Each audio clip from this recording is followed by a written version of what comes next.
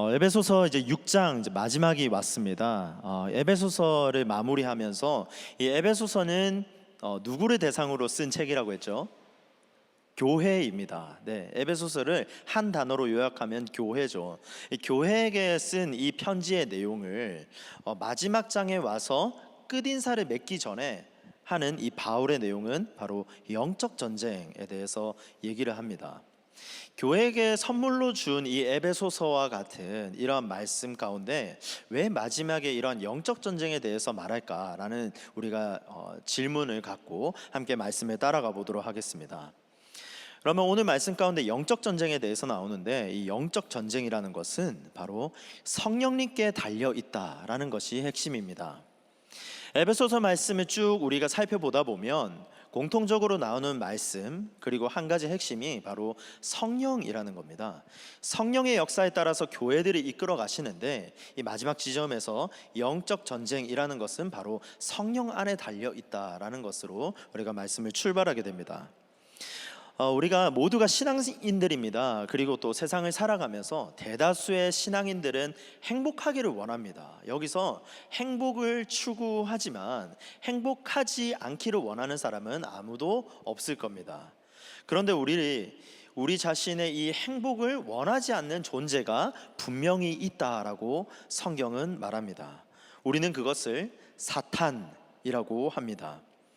이 세상에는 악한 영, 그리고 사탄이라는 존재가 존재합니다. 우리는 이 사실, 존재한다라는 사실을 진지하게 받아들이고 시작을 해야 됩니다.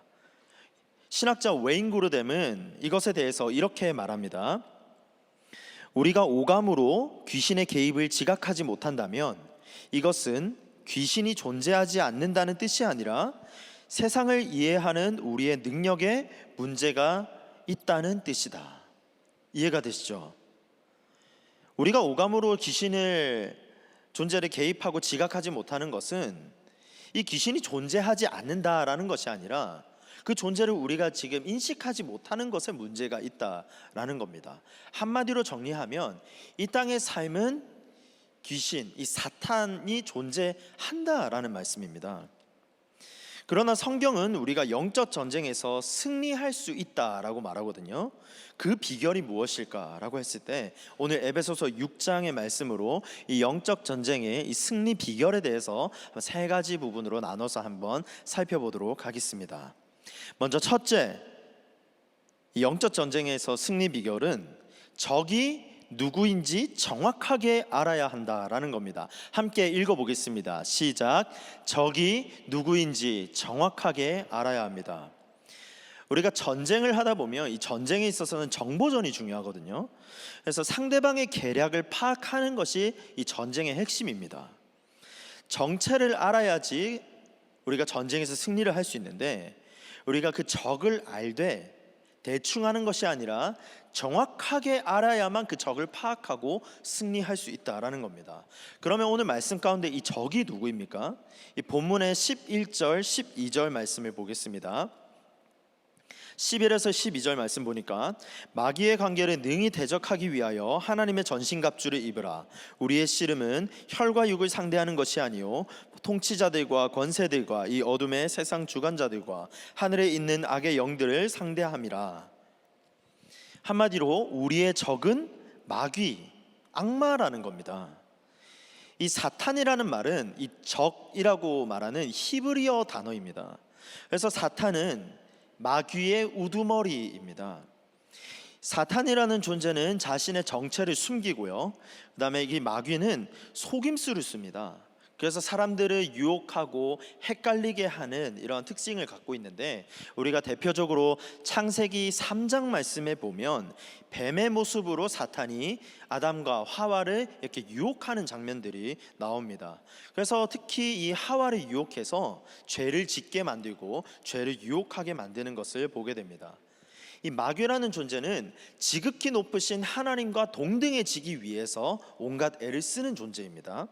그리고 그렇기 때문에 이 예수님께서도 이 신약에 와서 이 마귀의 존재에 대해서 정확하게 아셨거든요.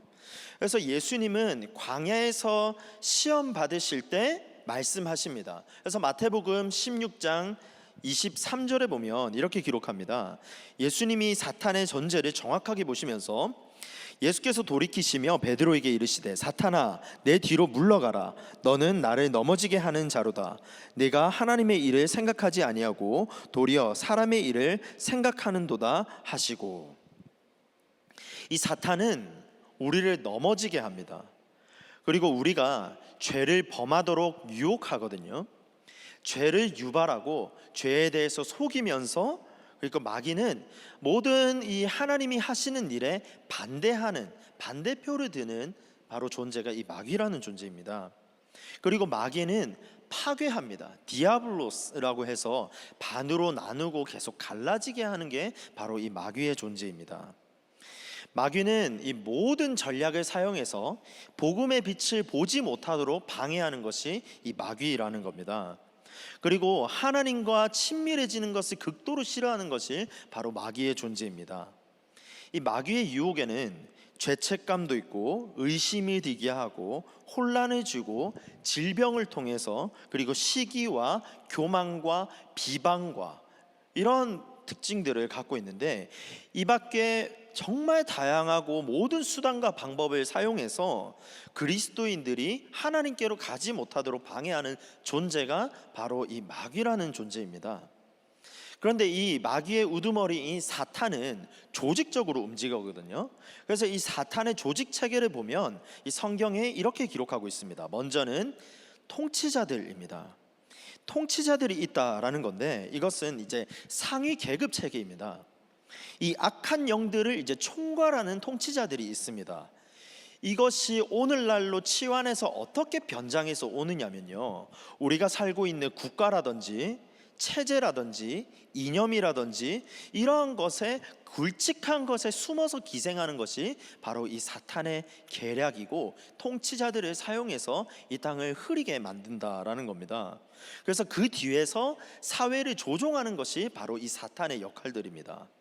두 번째는요, 권세들입니다. 이 권세들은 영향력을 가진 세력들이거든요. 권세, 힘이 있다라는 겁니다. 그래서 문화라는 것의 뒤에 숨어서 조종합니다. 우리가 쉽게 빠지기 쉬운 세속적인 가치관, 그리고 물질주의, 성적인 타락들, 이런 것들을 부추겨서 아주 좋은 것으로 교묘하게 포장을 해서 문화라는 것으로 가면을 쓰고 그리스도인들을 유혹하는 요소들이 바로 이 권세들이다라는 겁니다. 또한 누가 나오냐면 이 어둠의 세상 주관자들이 있다라고 성경은 기록합니다. 세상 주관자도 결국 이 세상을 통치하는 자들이죠. 이 세상 속에 영적인 어둠들을 계속 퍼뜨립니다. 그래서 이 포르노라든지 중독이라든지 미디어라든지 폭력이라든지 불이나 절망과 마약, 이런 것이 바로 이 어둠의 세상의 주관자들입니다. 이런 것을 통해서 하나님과 관계가 점점 더 멀어지게 만드는 것이 오늘날 이 사탄의 조직체계의 계략이라는 겁니다. 그리고 마지막으로는요, 하늘에 있는 악한 영들에 대해서 말합니다. 하늘에 있다라는 것은 우리의 눈에 보이지 않는다라는 겁니다. 그런데 우리 눈에 보이지 않는 영역이 있다라는 겁니다. 그래서 우리의 육안으로는 지금 볼 수가 없지만 믿는 자들을 교묘하게 공격하는 요소들이 바로 이 사탄의 영역입니다. 그래서 에베소서, 이 에베소 당시에도 그랬듯이 교회를 무너뜨리려고 하는 이단들이 있었고요, 혼란을 주는 존재들이 있었고, 그리고 거짓 교사들이 있었습니다. 이 네 가지 요소들을 다 정리를 하자면 이 사탄이라는 이 적은 이러한 조직을 통해서 착하고 바르게, 그리고 예수님을 닮아가도록 노력하고, 그리고 내가 예수님을 알아가도록 이렇게 애쓰는 신앙인들을 지금도 공격하고 있다라는 것이 오늘 이 6장에서 말하는 영적 전쟁의 내용입니다. 그래서 하나님과 우리가 가까워지려고 하면 우리가 영적으로 계속 무차별 공격들을 합니다. 다양한 각도에서 그리스도인들을 무너뜨리려고 한다라는 겁니다. 그런데 무서운 것은 우리가 이것을 깨어서 잊지 못하면 쉽게 넘어간다라는 겁니다. 이것이 좋아 보이고 사탄의 계략이 이것이 맞지 않은가라는 혼란을 주는 것이 오늘날 이 영적 전쟁에 지금 사탄이 쓰는 계략이라는 겁니다.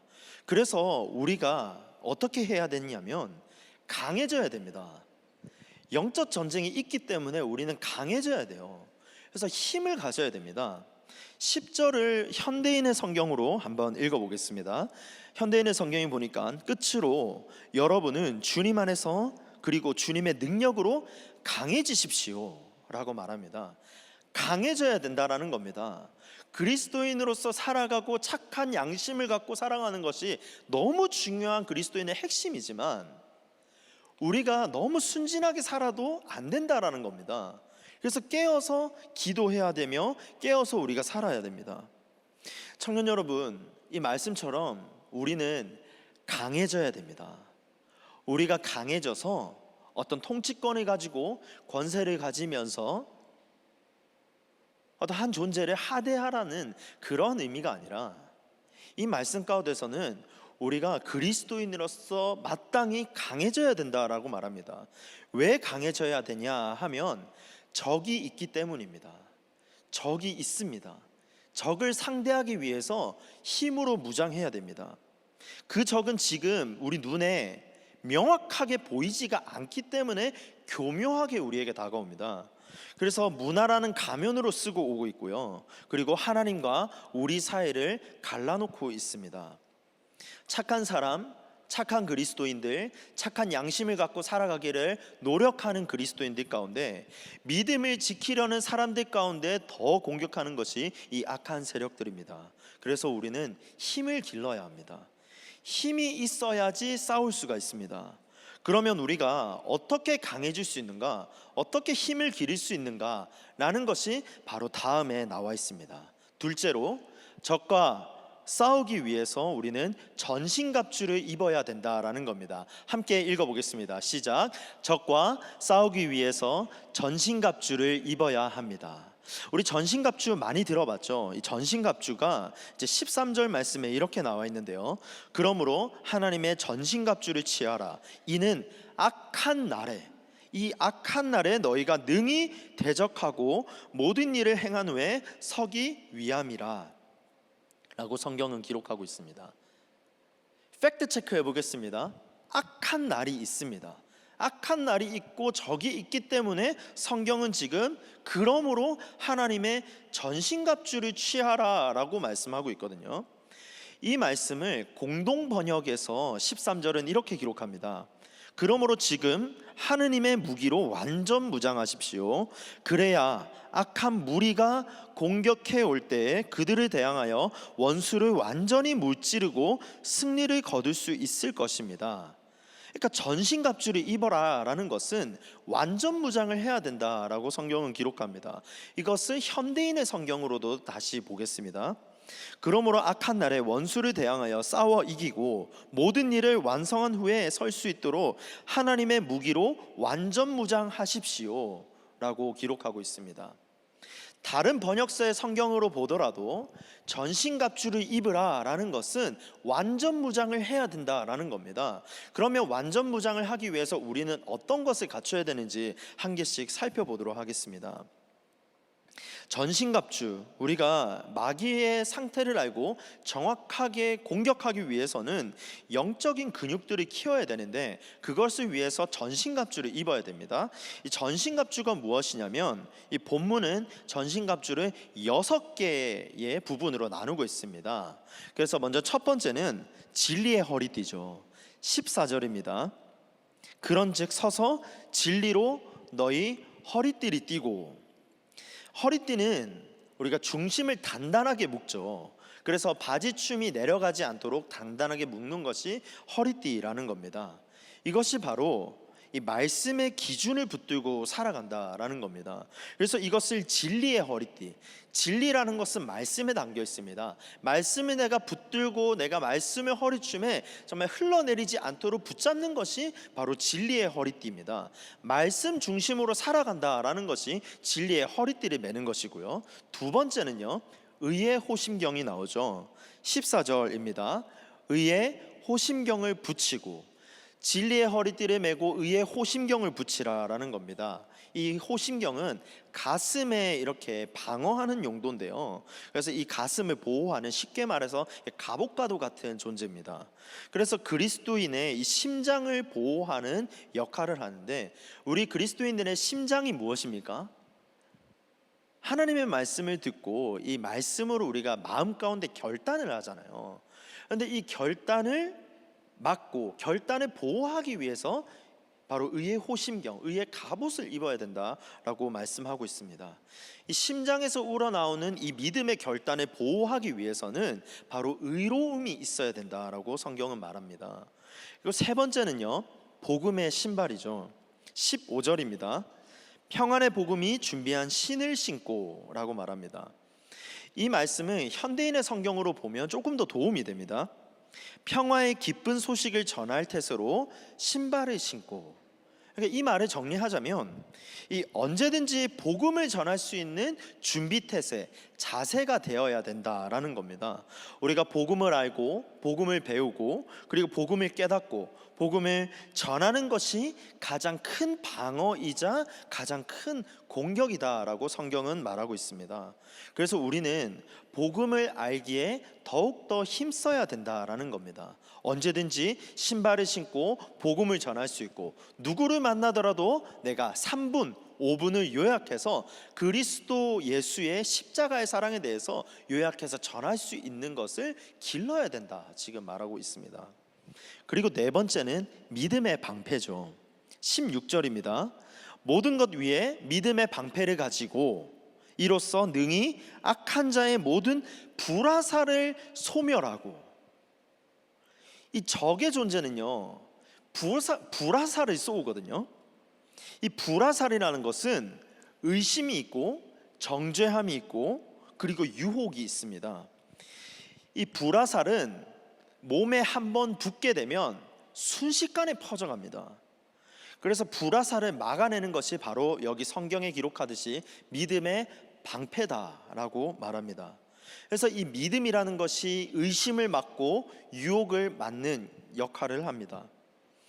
이 사탄이라는 존재가 우리 믿음의 결단, 이 심장으로 결단한 것을 공격하려고 하고, 그리고 진리의 허리띠들을 공격하려고 할지라도 믿음의 방패를 들고 막는다면 이 모든 것들을 막을 수 있다라고 성경은 말하고 있습니다. 그래서 사탄이 우리를 아무리 공격한다 할지라도 우리가 믿음 위에 굳건하게 서는 것을 노력해야 되는 것이 바로 그리스도인입니다. 그래서 믿음의 방패는 우리가 잘 들고만 있으면 결코 몸과 심장과 모든 이 몸의 요소들을 상하게 하지 못할 것입니다. 그리고 다섯 번째는 구원의 투구죠. 17절입니다. 구원의 투구화라고 기록합니다. 우리가 구원받은 자의 확신이 중요합니다. 우리가 확신 가운데 살아가죠. 그런데 구원의 확신이 흔들리는 순간 우리의 정체성이 흔들립니다. 이 정체성이라는 것은 우리의 생각에서 나옵니다. 우리의 머리에서 나오죠. 우리의 머리에 정체성을 심고 우리가 결단을 했지만 구원의 확신이 흔들리는 순간 우리의 생각이 흔들리게 된다라는 겁니다. 그래서 생각과 정체성은 우리의 머리에서 나오는데, 생각을 보호하기 위해서는 바로 구원의 확신을 갖고 살아야 된다라는 겁니다. 우리는 하나님의 자녀입니다. 믿으십니까? 우리는 하나님의 자녀입니다. 그런데 사탄은 지금도 속삭이거든요. 넌 아직이야. 넌 아직이야. 너 정말 구원받았어? 너 정말 구원받은 자로 지금 살아가고 있는 거 맞아?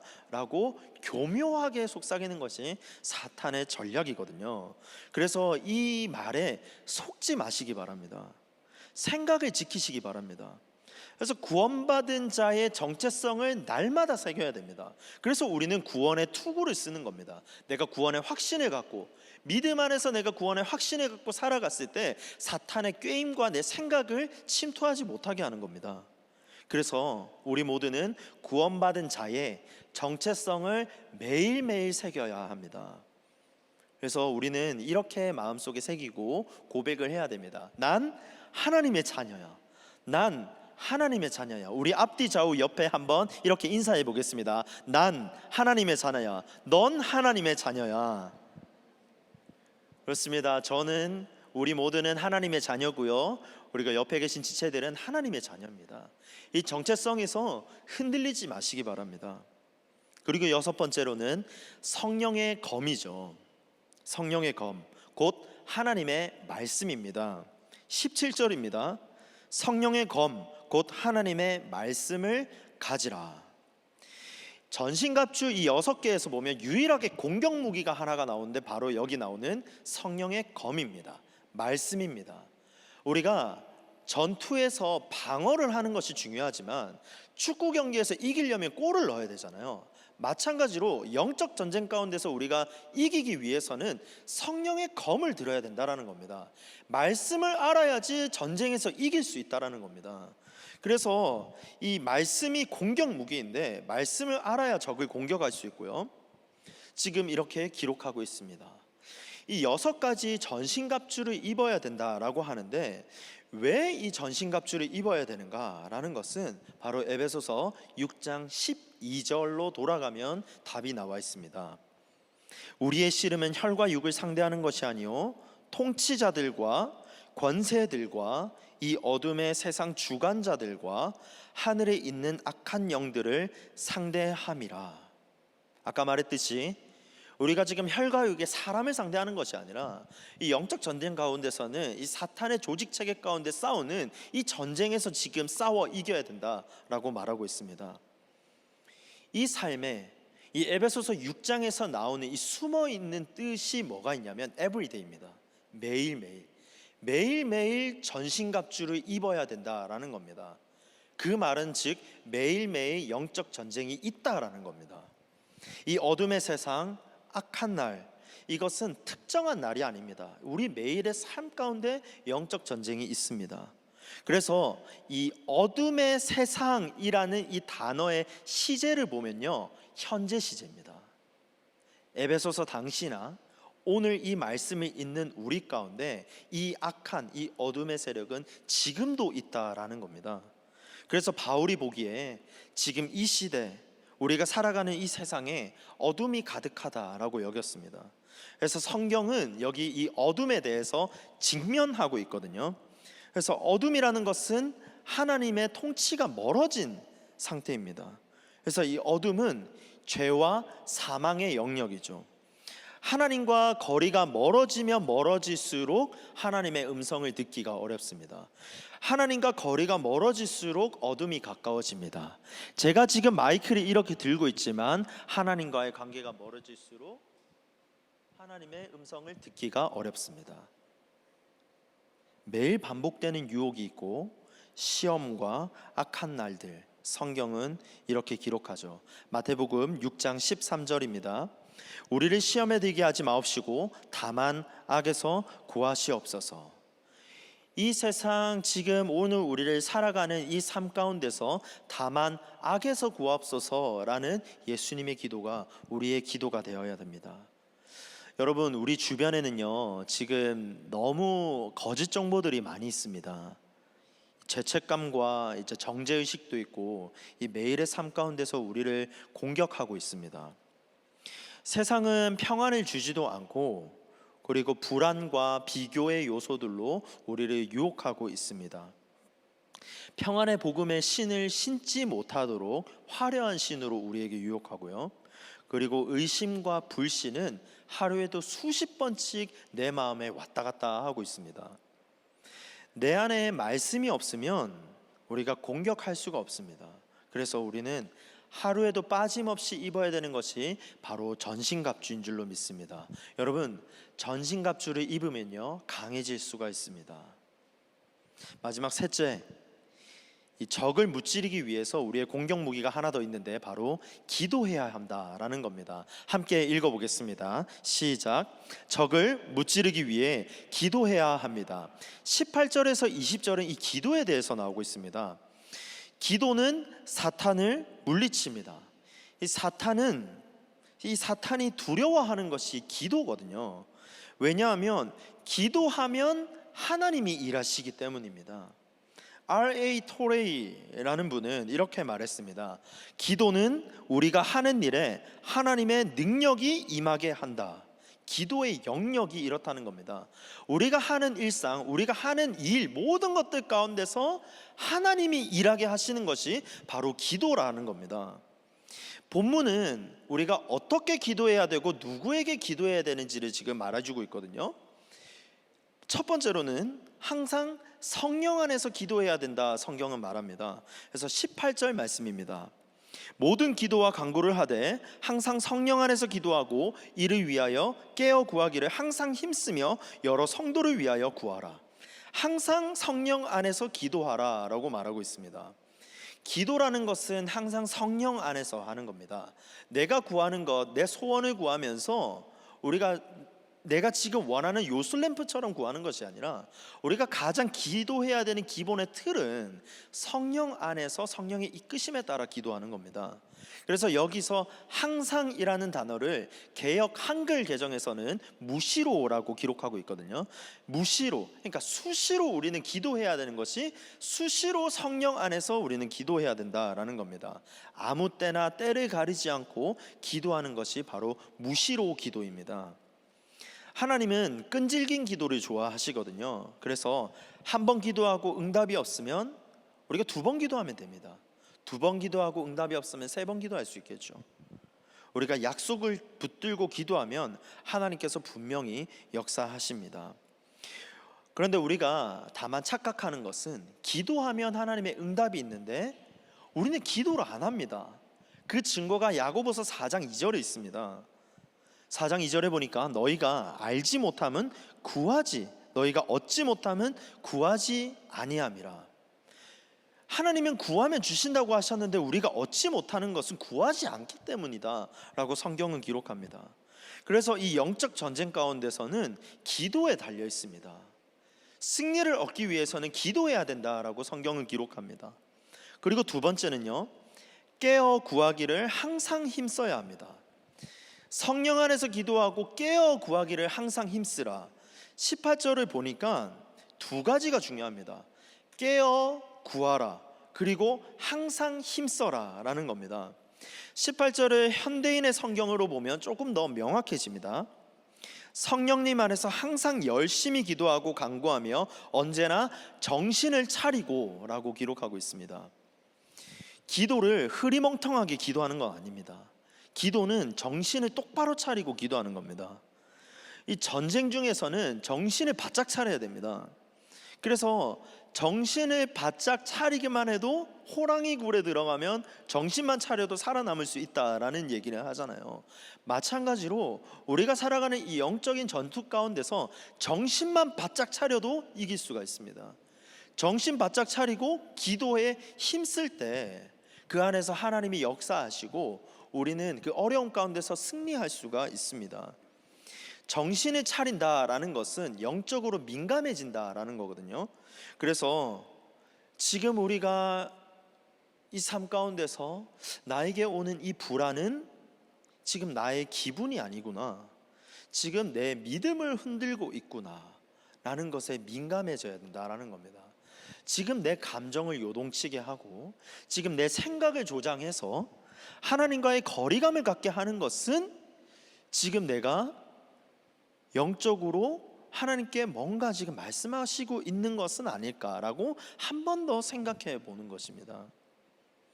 지금 내가 하는 이 말 한마디가 내가 지금 그냥 감정을 쏟아내는 것인지 아니면 이것을 통해서 공동체를 회방하고 나를 넘어뜨리려 하는구나 라는 생각의 인식, 이것이 바로 영적인 민감함입니다. 예수님은 시험에 들지 않게 기도하라고 말씀하셨죠. 왜냐하면 우리의 육신이 약하기 때문이다 라는 겁니다. 그래서 우리는 깨어 구할 때 힘을 써야 합니다. 우리가 기도할 때 정신을 차리고 기도하는 것이 중요하고, 그리고 힘을 써서 기도해야 됩니다. 그래서 세 번째는 힘써 성도들과 그리고 목회자를 위해서 우리는 기도해야 된다라는 겁니다.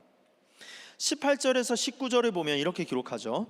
성령님 안에서 항상 열심히 기도하고 간구하며 언제나 정신을 차리고 모든 성도들을 위해 끊임없이 기도하십시오. 또 내가 입을 열 때마다 나에게, 사도 바울이 나에게 말씀을 주셔서 기쁜 소식의 비밀을 담대하게 전할 수 있도록 나를 위해 기도해 주십시오 라고 기록합니다. 그래서 우리가 기도할 때는요, 성도들을 위해서 기도하고 그리고 또 교회 지도자들, 목회자를 위해서 기도해야 된다라는 겁니다. 이 사탄은 지속적으로 성도들을 공격하고 목회자를 공격합니다. 이 사탄은 내면을 공격합니다. 우리 내면에는 두려움이 있고 비교의식이 있고 열등감이 있고 자책감이 있습니다. 어느 정도는 숨길 수 있지만 시간이 지나면 그 모든 것들은 다 드러나게 됩니다. 그래서 여러분, 기도에 힘을 써야 되고요, 이 기도에 힘을 써서 목회자들과 성도들을 위해서 기도해 주시기 바랍니다. 청년 여러분, 우리가 살아가는 이 사회에 어떻게 살아가시겠습니까? 여러분, 어떻게 살아가시겠습니까? 이 땅 어떻게 살겠습니까? 우리가 사탄의 샌드백이 돼서는 안 되잖아요. 무장을 해야 됩니다. 완전 무장을 해야 되고요, 이길 수 있습니다. 성경은 분명히 이길 수 있다고 말하거든요. 그래서 상대할 수 있다. 상대하는 것은 지피지기 백전불패라는 말이 있죠. 적을 알고 나를 알면 100번 싸워도 위태롭지 않다. 우리가 적을 분명하게 알고 사탄의 존재를 정확하게 알고 우리가 전신갑주로 무장했을 때 우리는 적 가운데서 승리하며 살아갈 수 있는 것입니다. 적을 알고 나 자신을 아는 것이 먼저입니다. 그리고 몸에 맞는 영적 전투복을 입으시기 바랍니다. 전신갑주로 무장해서 싸우는 방법을 터득하시고요, 말씀을 쌓고 믿음의 그릇을 쌓고요, 기도의 영역을 넓히고 복음의 앞장서는 모든 청년들 되시기를 주님의 이름으로 축복합니다. 말씀을 정리하겠습니다. 성령 안에서 마귀들과 싸워 이기는 삶을 사시기 바랍니다. 우리가 이 땅을 살아갈 때 교회로서의 정체성, 교회로서 살아갈 때 우리가 한 가지를 붙잡는다 하면 바로 성령 안에 있는 것입니다. 성령 안에 붙들리고 성령의 인도하심을 따라서 살 때 우리는 영적 전투 가운데서 살아갈 수가 있습니다. 영적 전쟁에서 이기길 원하시죠. 우리 여기 계신 분들은 이 전쟁 가운데서 한 사람도 빠지지 않고 낙오하지 않으며 이기기를 원하실 겁니다. 그러면 여러분 자신을 우리 성령님께 맡기시길 바랍니다. 우리 자신을 성령님께 맡기고 나약해지지 마세요. 너무 순진하게 사회를 살지 마시기 바랍니다. 대신에 우리가 준비해야 되는 것은 기도에 힘쓰고 성령 안에서 그리고 전쟁에 전신갑주를 입고 능히 공격하며 말씀으로 이겨낼 줄로 믿습니다. 매 순간 성령님을 의지하시기 바랍니다. 모든 일에 기도로 나아가시길 바랍니다. 하나님이 성령님을 통해서 우리의 모든 일 가운데서 역사하실 줄로 믿습니다. 전신갑주를 입고 하나님이 일하실 것을 기대하시기 바랍니다. 성령이 능력 주심을 믿으시기 바랍니다. 우리 함께 기도하겠습니다. 하나님 감사합니다. 하나님, 우리 사랑하는 자녀들에게 하나님의 말씀을 주심도 감사드리고, 하나님 사랑하는 교회에게 선물과도 같은 이 에베소서 말씀을 주실 때 이 마지막 부분에서 우리가 다 살아가는 이 삶 가운데서는 영적 전쟁이 있는데 그것을 물리치기 위해서는 성령 안에서 전신갑주를 입고 기도하며 말씀으로 승리하는 것인 줄로 믿습니다. 하나님, 이 말씀 앞에 우리가 결단하게 하시고 세상에 유혹과 시험이 있을지라도 주님을 찬양하고 주님의 영광 돌리는 우리 모든 예배자들 되게 하여 주시옵소서. 살아계신 예수 그리스도 이름으로 기도드립니다. 아멘.